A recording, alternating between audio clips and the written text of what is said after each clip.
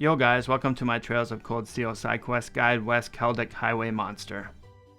So once you log your sidequest from your morning task, you want to go and talk to Otto and ask him about the monster. He's just going to say that there's a monster out there that's really bad and the military's busy and they can't go kill it, so we have to go kill it.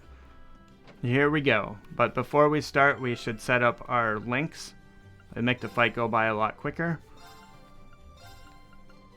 So this is how I do my setup. The two melee people together and the two range people together just makes sense.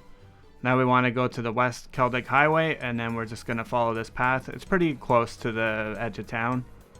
Just stick to the left and the boss will be on the bridge.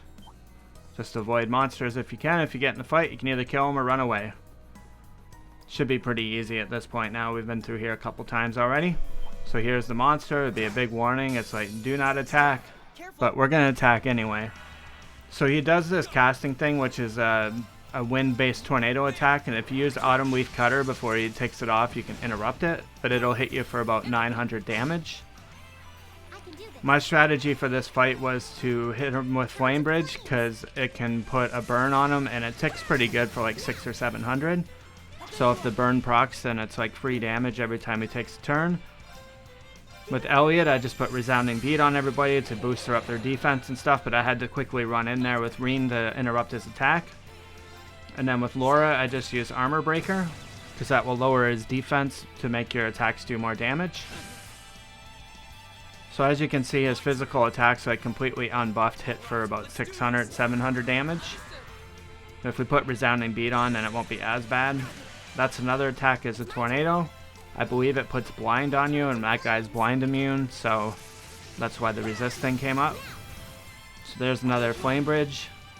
So now you can see he's ignited, so every time he takes a turn, he's going to take extra damage. So I'm going to use this to heal up Reen. I wasn't sure if I was going to do it or not, but I did it anyway. So here we go with Armor Breaker again. Does pretty good damage. And then we'll get a tear. It will heal up Reen just a little bit. Enough to hopefully he can get through the next turn and be good. So now we're going to use Autumn Leaf Cutter because he's channeling up his ability again. And that'll interrupt it. And then we can do a link attack with it as well.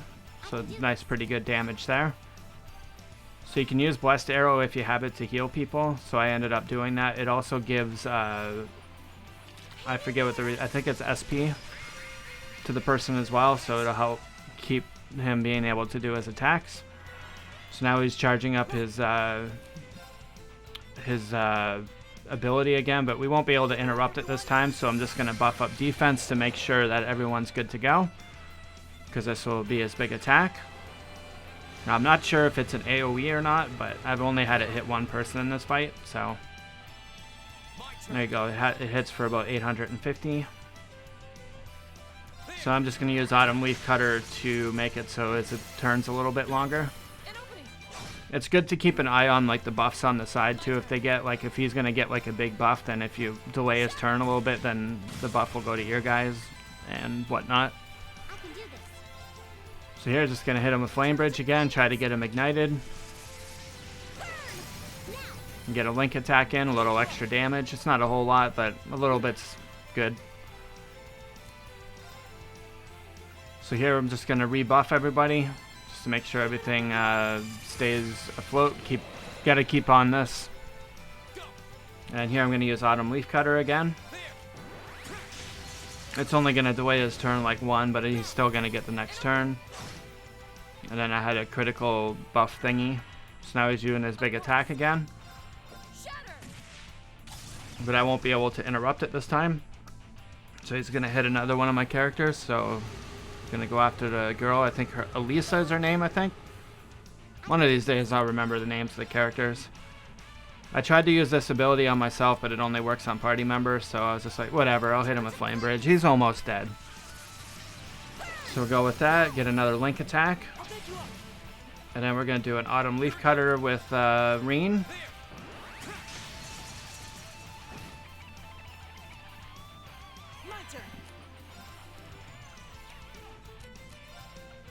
And then I'm just going to heal up her just in case.